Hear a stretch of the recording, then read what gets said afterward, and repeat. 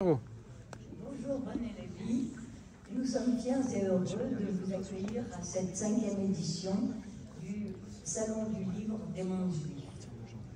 Je voudrais d'abord en quelques mots vous présenter, vous et votre œuvre, tant livresque qu'éditoriale. Vous êtes né à Paris en 1970. Votre père, Benny Lévy, fut le fondateur de la gauche prolétarienne et avec d'autres du journal Libération. Puis après son tournement, je cite, de Mao à Moïse, ou plutôt de Moïse à Moïse en passant par Mao, il devint le secrétaire particulier de Sartre, qu'il a considéré comme un frère aîné et à qui il a fait découvrir Lévinas.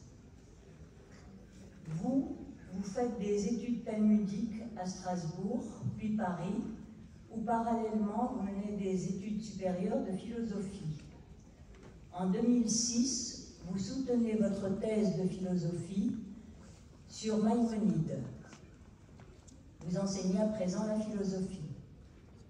En outre, vous dirigez l'Institut d'études lévinassiennes. Celui-ci fut fondé en 2000 à Jérusalem par votre père, Alain Finkielkraut et Bernard-Henri Lévy. Puis, il a été déplacé de Jérusalem à Paris, et donc vous en êtes le directeur. Vous êtes aussi, depuis la disparition de Charles Mopsy, le directeur de la collection Les 10 paroles aux éditions Verdier, que vous présenterez un peu plus tard. Et également le co-directeur de la collection Libelle aux éditions L'Âge d'Homme. Parmi vos œuvres principales, en dehors des multiples articles, contributions, collaborations, on peut citer La Divine Insouciance, qui consiste en des études sur les doctrines de la Providence d'après Maïmonide. 10 grâces du cygne, qui est un essai sur Paul de Tarse. Pièces détachées, qui, à mon humble avis, serait le premier ouvrage à lire parce qu'il est passionnant, dans la mesure où on découvre 10 ans de la vie de l'Institut d'études lévinassiennes et où il y a plein de textes variés et importants, aussi bien sur l'identité que sur l'être juif, la Révolution, etc. Et enfin, votre dernier ouvrage, paru en 2020, La mort à vif. Je vous le montre. Voilà. Un beau pavé, bien dense, plein de notes, mais passionnant.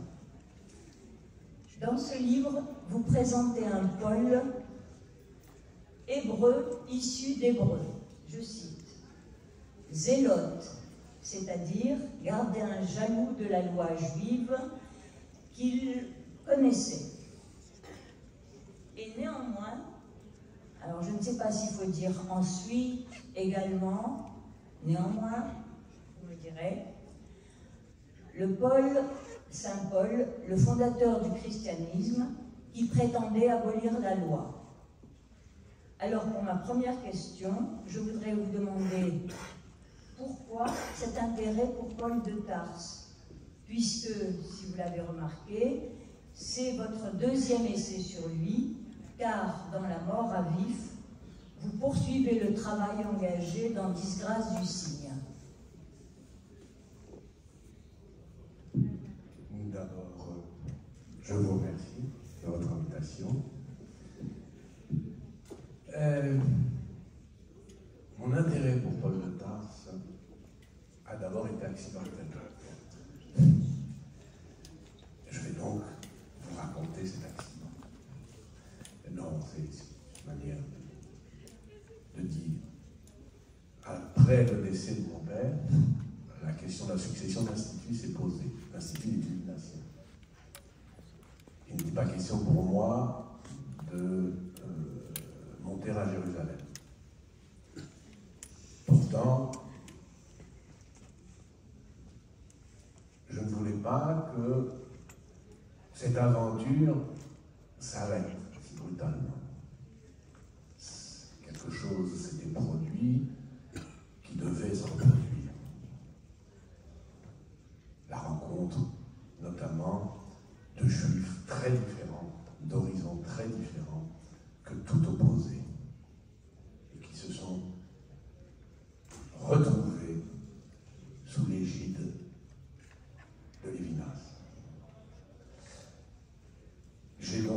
décision de déplacer l'Institut à Paris, où les principaux protagonistes habitaient.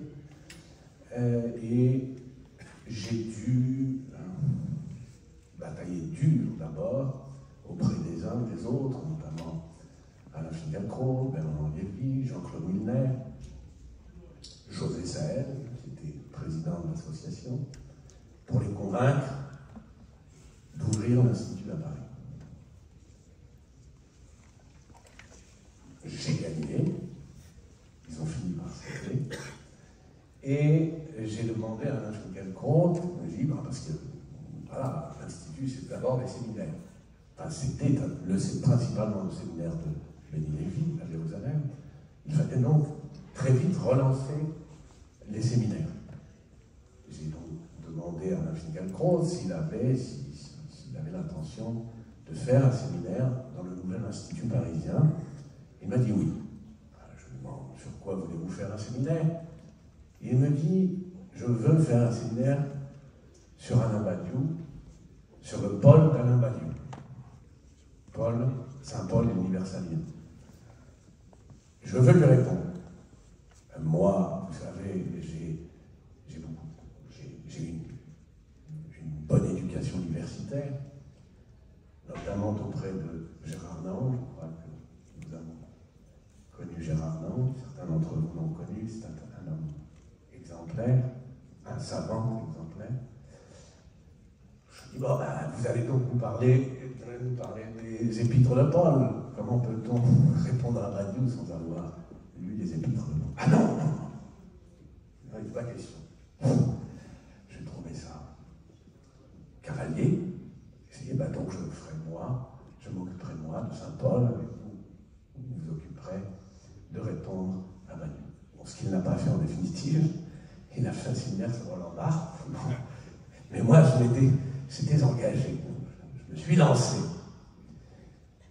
Et j'ai découvert toute l'ampleur, je dirais, à la fois du génie de Paul, du Saint Paul, et l'ampleur du désastre. Du désastre pour nous les Juifs. Voilà, donc mon intérêt a commencé comme cela.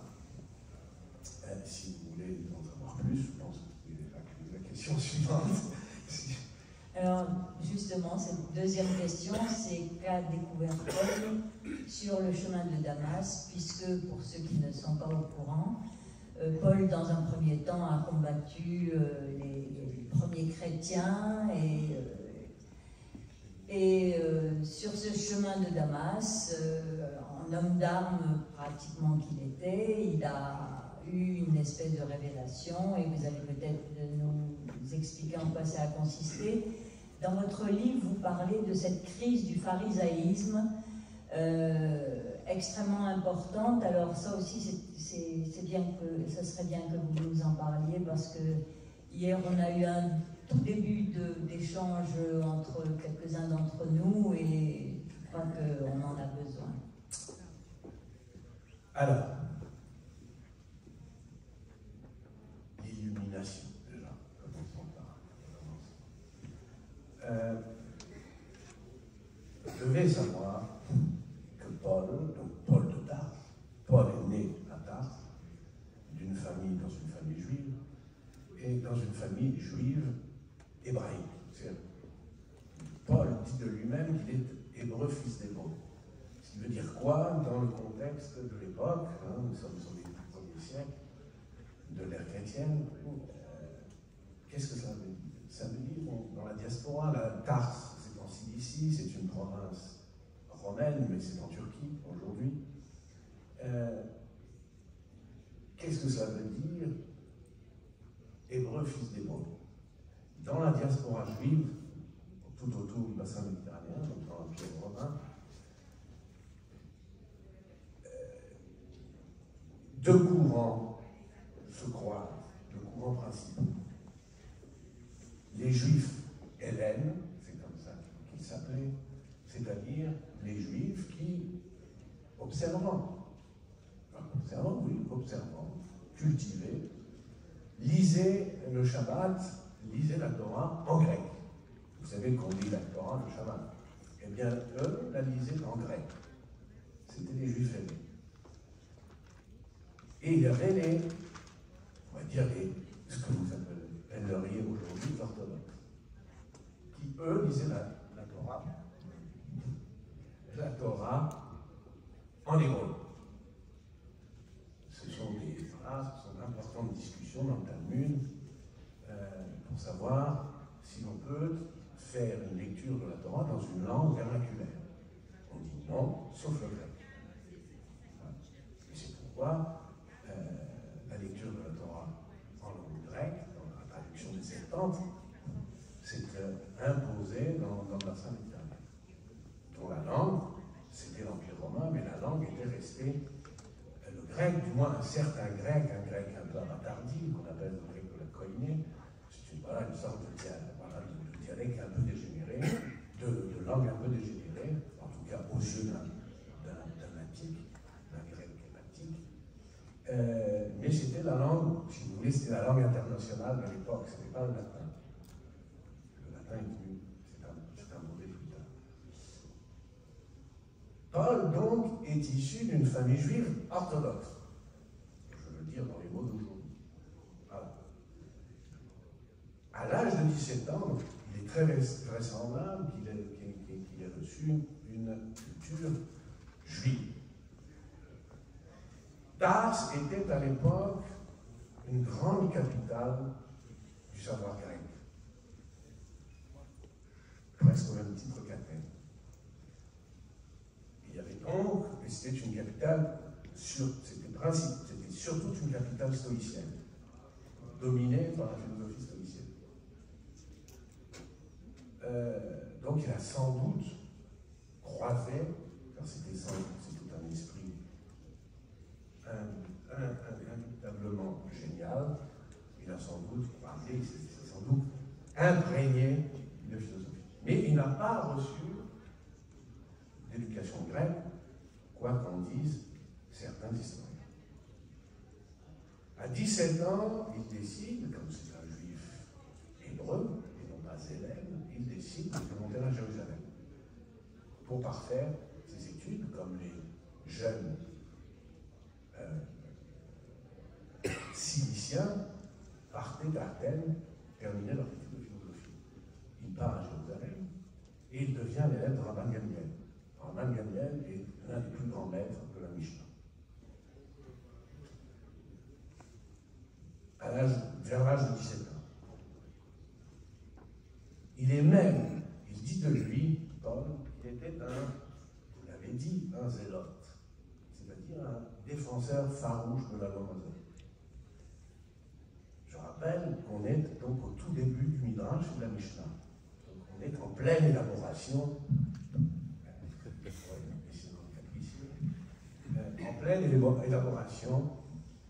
de ce qu'on appellera, de ce que Shammai appellera la Torah Sheba'al-Peh, la Torah orale. Il vit donc dans ce milieu-là, dans cette ébullition-là.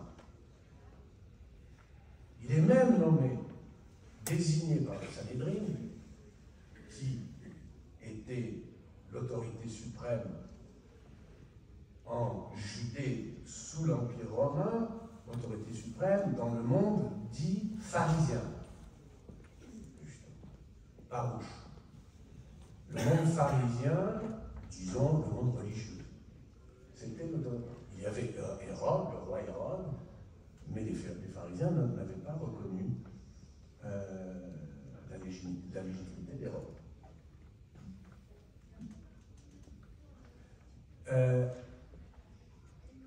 Il est désigné par ce Sanhédrin comme enquêteur, Rodef en hébreu, un enquêteur. Il devait enquêter sur les premiers cercles de Naziréens.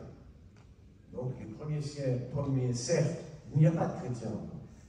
Le mot chrétien apparaît plus tard. Premier siècle donc, des Naziréens, premier cercle de Naziréens, c'est-à-dire le disciple de Jésus. On est dans les années 30, lui-même, semble-t-il, n'a pas connu Jésus.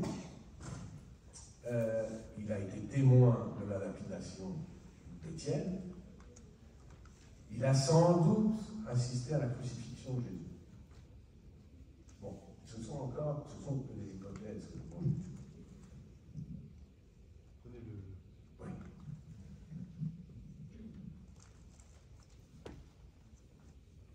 Jusqu'à la crucifixion, jusqu'à la mort de Jésus, il est encore un pharisien. Il est encore un juif orthodoxe. Très hostile aux Naziréens. Il est même, je vous l'ai dit, il est même chargé d'enquêter sur ces cercles-là. Ces cercles ont non seulement prospéré dans les milieux juifs, mais plus encore dans les milieux judaïsants.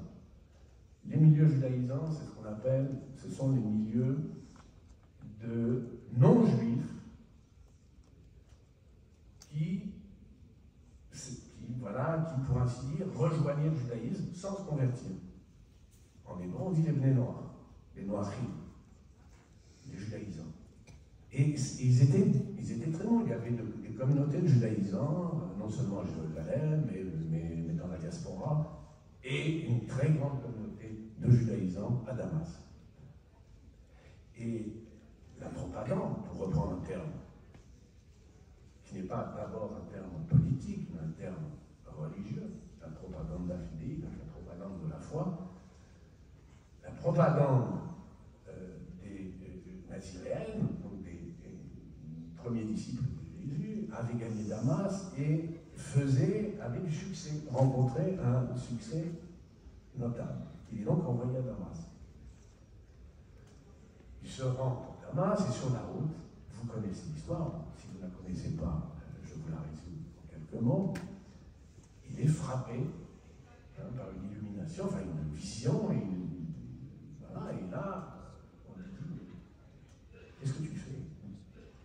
Je ne vais pas entrer dans le détail de cette vision, parce que c'est une écriture par vision, ça n'est pas à prendre au sens strict, c'était l'habitude. Rappelez-vous qu'il est issu du milieu midrashique. Et il présente ce qui lui est arrivé sous la forme d'un midrash, comme c'était l'usage chez les sages. Et il ne faut donc pas prendre la chose à la lettre, ce qu'on a tendance à faire, ce que Nietzsche a fait en disant que c'était un illuminé, un fou, un furieux, un fanatique. Totalement faux.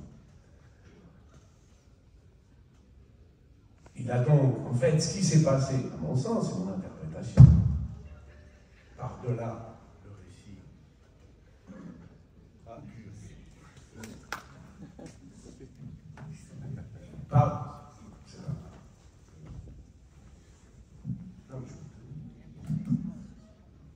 Par-delà le récit midrashique, ce qui s'est passé, c'est que Paul, tout pharisien qu'il était, vivait une crise intérieure. Il était tiraillé de l'intérieur sur la question de la loi.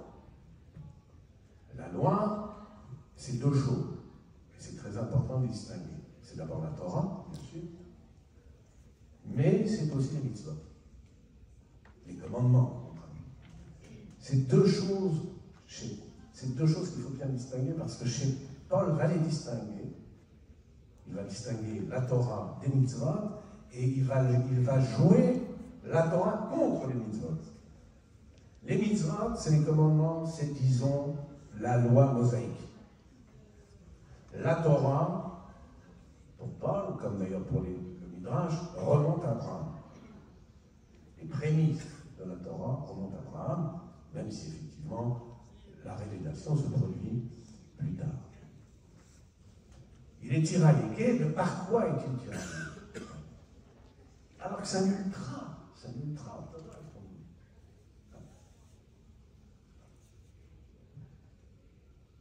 Il est tiraillé par une seule question. Est-ce que vraiment l'observance, ça fait de moi un homme juste, un homme de bien? suffit d'accomplir le mitzvot pour se dire un homme de bien. Cette question, elle est cruciale, elle est fondamentale et elle traverse toute l'histoire. Non seulement l'histoire juive, mais elle traverse toute l'histoire de l'Occident. Sous d'autres formes, peu importe, mais c'est une question qui taraude la conscience, non seulement la conscience juive, mais aussi la conscience occidentale, pour autant que la conscience occidentale est restée une conscience chrétienne.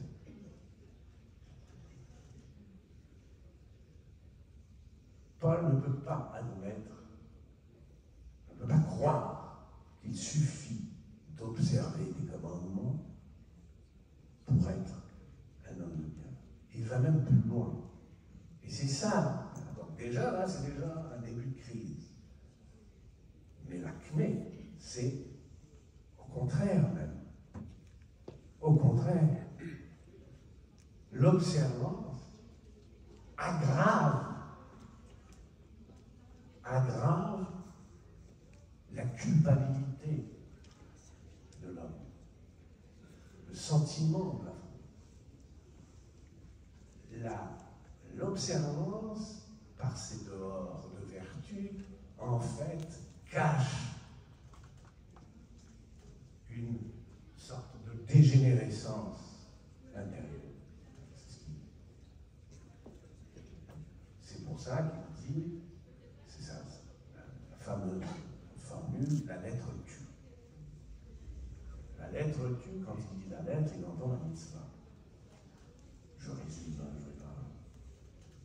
La lettre tue, pourquoi? Parce qu'il n'est pas possible, parce qu'il dit que la loi, en tant que telle, est impuissante, c'est son expression, au salut.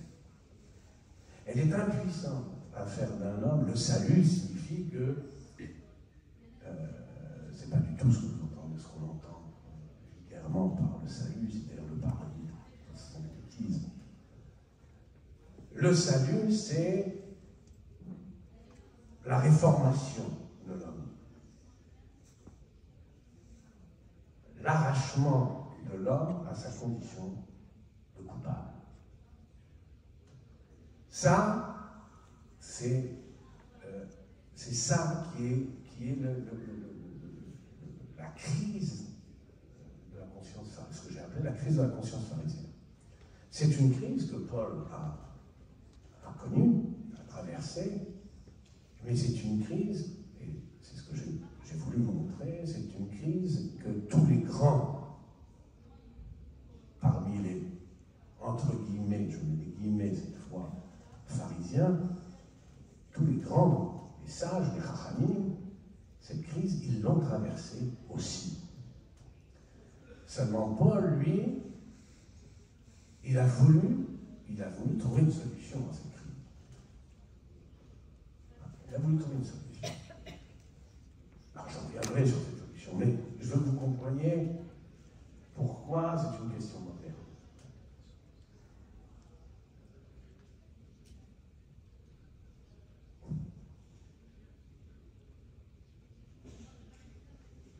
Au XVIIe siècle, bis repetita, le christianisme, pas le judaïsme, le christianisme a connu la même crise.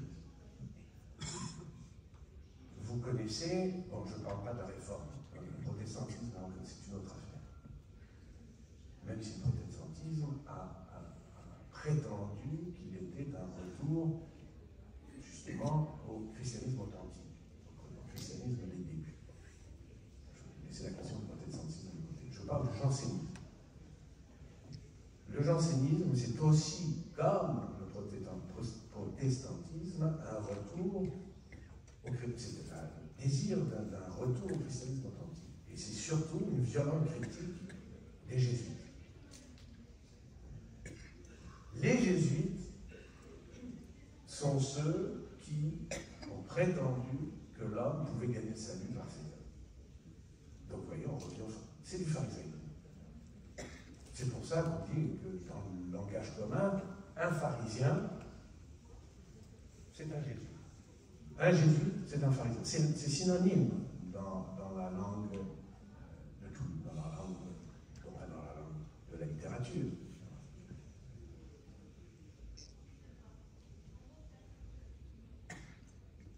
Le jansénisme a voulant revenir au christianisme authentique, est revenu à Paul,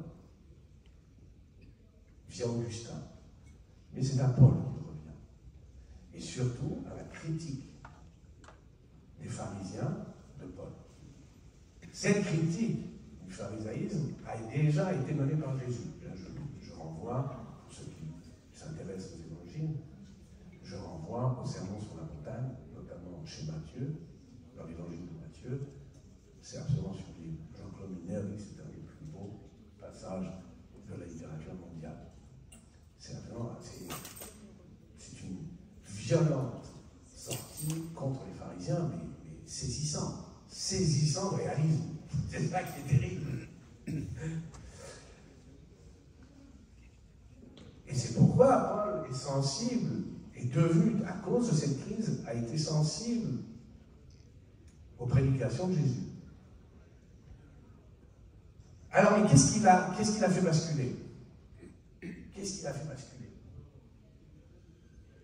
Ce qui l'a fait basculer, c'est très simplement qu'il a soudain entrevu la solution sur le chemin de Damas, alors qu'il s'apprêtait à enquêter sur les Naziréens de Damas. Là, soudain, il a comme une révélation, comme on peut avoir tous des révélations, et il entrevoit la solution. La solution, c'est quoi? C'est la mort de la loi, mais plus exactement, c'est la mort du corps. La mort du corps. Ben, le terme, c'est pas le corps, c'est la mort de la chair. Mais pour les modernes, la chair, ça ne veut dire grand-chose, sauf à travers Mallarmé, la chair, j'ai du tout la chair est triste et la chair. Il faut tuer la chair parce que la chair est irrémissiblement fautive, cause de faute. Ce qu'on appelle chez les sages du Talmud le Yetzirah. Il dit il n'y a rien à faire avec la chair. L'esprit ne peut pas avoir d'empire sur la chair. Et c'est pourquoi la loi, les lois, les mitzvot se retournent contre l'esprit. Parce que la chair agit en se cachant sous couvert des commandements. La chair agit toujours sous couvert des commandements, c'est-à-dire que pour le dire en d'autres termes, le vice, l'amour-propre, comme diront les moralistes français au XVIIe siècle, l'amour-propre agit, sévit toujours, quoi qu'on fasse, quelques commandements qu'on accomplisse. Et c'est ça qui est... Il y a quelque chose de tragique. C'est ça la crise. Il y a quelque chose de tragique. Est-ce que l'homme est voué à la faute? Est-ce que l'homme est voué à la saloperie? Est-ce que l'homme est condamné à l'amour-propre? Pour le dire à la manière de Rochon. Paul dit non. Il faut tuer la chair. Si la chair meurt, l'homme peut ressusciter, parce qu'il doit ressusciter. S'il meurt à son corps, il doit ressusciter, c'est l'expression, il doit ressusciter, il ressuscite à la vie de l'esprit. Autrement dit, et depuis Paul, il n'y a de véritable vie de l'esprit qu'au dépens du corps, qu'au prix du corps. On sacrifie son corps. Et ça, dans les milieux même, les exemples que je prends sont des exemples des artistes, par exemple. Un Rimbaud. Un Rimbaud est paulinien. Quand il parle du dérèglement de tous les sens,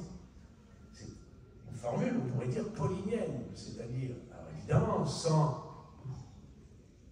le salut, dont je vais parler très vite. Le dérèglement de tous les sens, c'est une manière pour Rimbaud de dire, voilà, le corps doit mourir en se déréglant, c'est ça le dérèglement, il se dérègle, mais en même temps il libère, ce faisant, il libère toute la puissance chez lui poétique de l'esprit. L'esprit se libère par le sacrifice du corps. La question c'est, un Rimbaud, il se tuera, il en mourra. Qu'est-ce que, comment Paul envisageait, quelle mort, comment envisager la mort du corps, de la chair, sans envisager la mort de l'homme, c'est son suicide. Comment faire? C'est ça. Très vite, il a trouvé. Il a trouvé la mort du Messie. Il a compris que si le Messie mourait, les hommes pourraient participer de sa mort en ressuscitant, comme le Messie, à la vie de l'esprit. Mais pour ça, il faut ce qu'il appelle la similitude avec la mort du Messie. Quand je dis Messie, entendez le Christ. Christ, veut dire Messie en grec. Il a donc compris toute la portée de la passion christique. C'est le seul, vraiment. Et ça, à partir de son fond pharisien. Ce que je montre dans le livre. Si l'homme, à force de foi, participe, meurt à son corps, force de foi, la foi, c'est pas la croyance en Dieu, hein, ça c'est des bêtises. C'est pas ça la foi dans le christianisme primitif. La foi, c'est la foi dans la messianité de Jésus. Si l'homme a foi que Jésus est le Messie, et qu'il est mort, et que le Messie est mort pour tous les hommes, alors, par la force de cette foi, il mourra à travers la mort du Messie, il mourra à son tour, à son corps, pour ressusciter à la vie d'esprit. Et c'est ça, tout l'objet de la prédication de Paul. Appeler les hommes à la foi, hein, d'abord les Juifs, mais ensuite très vite les non-Juifs, et spécialement les Romains, où il a fini ses jours, mort, supplicié. La foi, mais encore une fois, c'est pas cette foi, c'est pas la foi de charbonnier, ça n'est pas non plus la croyance en Dieu, parce que pour les Juifs d'alors et pour ceux qui deviendront les chrétiens d'alors, croire en l'existence de Dieu, ça ne posait pas de problème. Hein. Il n'y avait pas d'athée encore dans ce milieu-là. C'était déjà venu chez les Grecs, mais ça viendra plus tard ensuite. Il n'y a pas d'athéisme, c'est pas contre l'athéisme qu'ils s'entendent. C'est pas l'athéisme du combat, c'est le pharisaïsme. C'est le mosaïsme. Son ennemi, c'est Moïse. Parce que Moïse, c'est l'homme des mitzvot, c'est l'homme des commandements, c'est l'homme qui tient les hommes captifs de leur corps, par le commandement.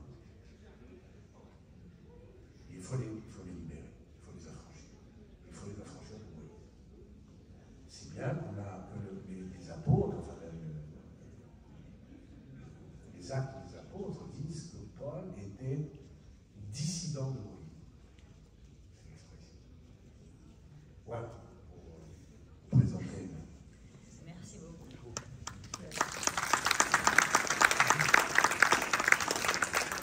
Merci de ce brillant exposé qui a dû combler beaucoup d'esprit et qui leur donnait beaucoup à réfléchir. Nous avons un deuxième temps dans cette interrogation. Je voudrais que vous nous présentiez la collection Les 10 paroles, où du moins quelques-uns de ces travaux à votre guise et nous dire le rôle de la traduction, de telle façon que, notamment en hébreu-français bien sûr, je dois dire que dans votre livre, moi j'ai été très impressionnée par votre érudition dans ce jeu de langage avec des exercices d'inversion, de travail sur l'étymologie, des glissements de sens, etc. Et il y a tout ce problème de la traduction qu'on a présenté dans un adage célèbre, traduction, trahison. Comment faire pour échapper à cela, tout en maintenant le mystère du sens, ce que vous tenez, je crois, absolument à garder. Alors déjà, historiquement, la collection des parents, c'est une idée de Benny Lévy, à la fin des années 70. Pourquoi? Parce que Benny Lévy commence l'étude des textes juifs, qu'il découvre avec Jean-Jacques Lannes, et il éprouve le besoin, évidemment, d'accéder à ces textes. Il n'est pas hébraïsant, il commence à apprendre l'hébreu avec Shmuel Trigano, mais bon, il n'a pas la maîtrise nécessaire. Donc il faut absolument, et il sait bien qu'il n'est pas seul dans ce cas-là, beaucoup de juifs, spécialement des juifs de gauche et d'extrême gauche, après la désillusion politique, reviennent à leur terre, je veux dire à leur livre. Mais ils ne sont pas hébraïsants. La plupart ne sont pas hébraïsants. Donc il leur faut, pour qu'ils découvrent ces textes, il faut les traduire. Et il a donc l'idée d'une collection, Benny Parent, et il en parle à Gérard Bobillier, qui dit, qui relève le défi, et qui crée donc la maison d'édition Verdier, qui en fait encadre, pour ainsi dire, la collection Benny Parent. Le premier grand texte sorti, c'est le Guide des égarés, mais ça j'en parle. Alors, ça c'est pour l'histoire. C'est donc dans un premier temps traduire, c'est répondre aux besoins de ces juifs venus de la gauche, principalement, désireux de retrouver un peu, alors je ne dirais pas leurs racines, je pense pas, mais en tout cas ça n'était pas dans ces termes-là que la chose s'est posée, mais retrouver leur texte. Parce qu'ils disent, petit à petit, ils ont découvert que le judaïsme, ça n'était pas simplement des superstitions, l'autoritarisme des rabbins. C'était d'abord les textes. Alors, comment? C'est pourquoi il veut, dans un premier temps, répondre à ce besoin. Il en confie la tâche à Charles Mopsig, avec qui il étudiait auprès de Jean-Jacques Lannes, et lequel Charles Mopsig commence un chantier de traduction, vous connaissez bien, principalement le texte de Kabbale. Ça, je dirais que c'est la première vague de traduction. Quand j'avais déjà travaillé pour les éditions pour les 10 paroles, mais quand j'ai repris les rênes, après le décès de Charles, j'ai repris les rênes de la collection, les choses avaient changé. Je veux dire, les choses, comme le juif français, avaient changé. C'est que, donc, 20 ans avaient passé. Les juifs qui avaient redécouvert leur texte s'étaient mis à l'hébreu. Et ils avaient même acquis une certaine maîtrise de l'hébreu. Et il n'était donc plus, pour eux, nécessaire de recourir à des traductions. Ils préféraient se frotter au texte dans la lettre originale, et pas dans l'original, et pas à travers les traductions. Et donc, c'est une crise. La traduction, les traductions de l'hébreu ont traversé une crise qu'elle traverse toujours. Parce que même les juifs traditionnalistes aujourd'hui savent l'hébreu. Les écoles juives se sont multipliées, donc un juif même pas très observant, pas très. C'est l'hébreu. Il sait, et s'il arrive qu'il s'intéresse au texte juif, il va lire dans l'hébreu. Auprès de maîtres, il va assister à des cours, etc. À quoi bon traduire, du coup? Ah, bien sûr qu'il reste des juifs qui ne sont pas observants, qui ne sont pas hébraïsants, mais ils sont rares. Et une maison d'édition ne veut pas vivre donc il fallait donner un autre tour à la traduction. Il n'était plus seulement question de rendre accessibles des textes de la tradition juive. Il fallait autre chose. Ce que j'ai constaté, moi, parce que j'ai traversé les deux langues, le français et l'hébreu, et ce que je constatais très vite, notamment dans les yeshivot, principalement la yeshiva de Strasbourg, où j'ai fait mes classes, c'est que plus on apprenait l'hébreu, et on l'apprenait grâce à la langue française, c'est à travers la langue française qu'on apprenait l'hébreu, mais plus on l'apprenait, plus la langue française que l'on parlait se dénaturait. Au point qu'aujourd'hui, vous prenez un juif ordinaire, je veux dire un juif parlant, connaissant l'hébreu, sa langue, c'est le franc-breu. Vous n'avez même plus ni le français ni l'hébreu. Et donc, à vouloir parler des deux, il ne parle plus ni correctement le français, ni correctement l'hébreu. Ça, c'est très, on peut le constater, j'ai des élèves qui constatent, parce que il faut les reprendre. Je dis des élèves, je peux parler de mes enfants. Il faut constamment les corriger, ça devient infernal. À grande échelle, ça veut dire donc qu'il y a un vrai dépérissement, non seulement, alors c'est vrai qu'on pratique davantage l'hébreu, mais il y a un dépérissement de la langue française dans le milieu juif de l'étude. C'est pourquoi j'ai voulu que la traduction s'adresse d'abord à eux, puisque c'est quand même ceux qui fréquentent le plus assidûment les textes, s'adresse à eux dans une langue française qui ne soit plus une langue dénaturée, comme c'est très fréquent aujourd'hui, dans ces milieux-là, circulent des traductions absolument abominables des textes juifs. Et donc, il faut que ces textes revivent dans une langue française qui soit digne d'eux. C'est donc toute la tâche que j'ai voulu pour la collection.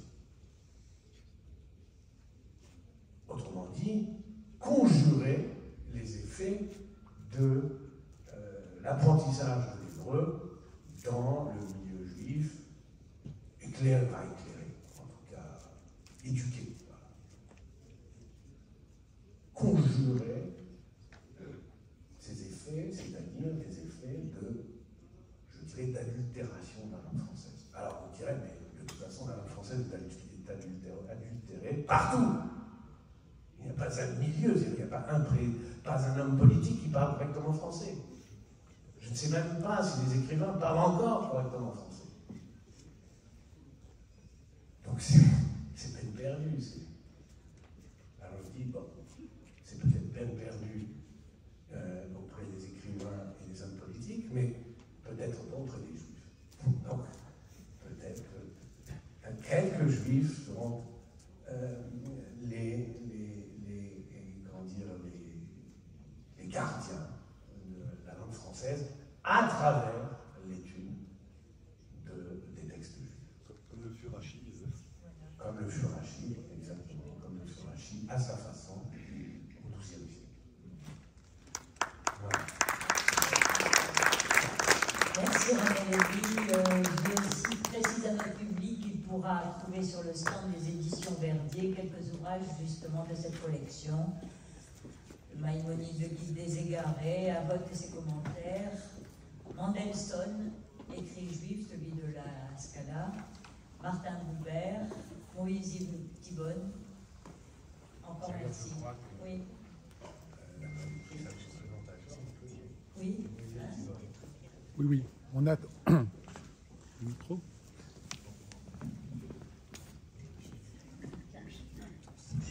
Une citation. On a reçu votre oncle pour parler de Maïmonide il y a une vingtaine d'années.